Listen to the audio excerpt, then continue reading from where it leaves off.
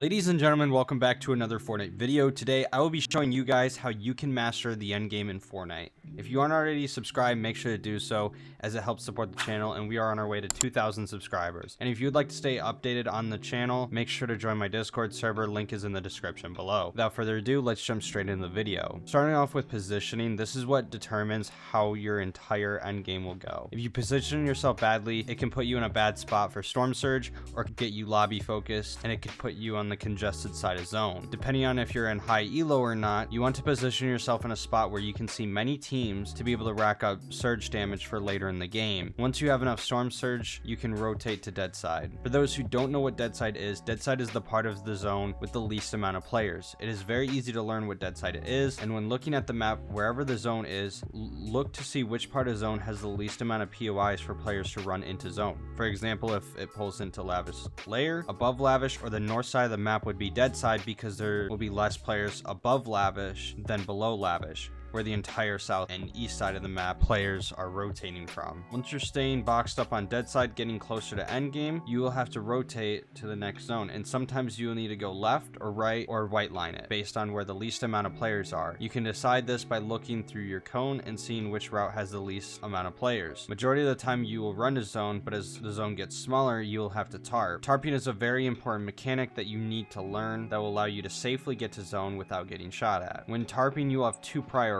One being making sure to put yourself on a good layer that isn't congested and based on how your mats and health is. There are three layers: low ground, which is usually where the players are that have the lowest health and the lowest amount of mats, and which is where you go if you're scuffed and need a refresh. Mid ground is where most of the healthy players are. Then there is high ground, which is the game winning layer 90% of the time, but you have to take the high ground at a specific time. You can't take it too early, otherwise you will run out of mats. If you try taking it too late, the zone will be too small and you won't be able to get height, because height will be focused on you. The best way to take height is stay second height right below them to where they can't see you, and when they're not looking, that's when you take height. The second priority to tarping is getting front side. Getting front side will allow you to heal and look back for kills to get a refresh, and this leads me into my next topic, which is refreshes. After you make endgame, you will end up using a lot of heals and mats, and eventually around the first or second moving zone, you will need a refresh. Getting a refresh can determine whether or not you will win the game. When looking for a refresh, you need to keep a good mentality. This goes for the entire game. You need to stay calm and patient when playing. If you do this, you will notice a significant change and improvements in your gameplay. When looking for a refresh, you can't tunnel vision. Many fraggers will do this, but if you tunnel vision, it will most likely get you killed. Sure, you might get the refresh, but it could cause you to get lobby focused or jumped in on. This leads me into my last topic, which is decision making. When playing Fortnite, you make thousands of decisions in one game, most being smaller, others being major. But when you make a decision, you must full commit to it. If you don't, it could get you killed or scuffed. So when you decide to make a move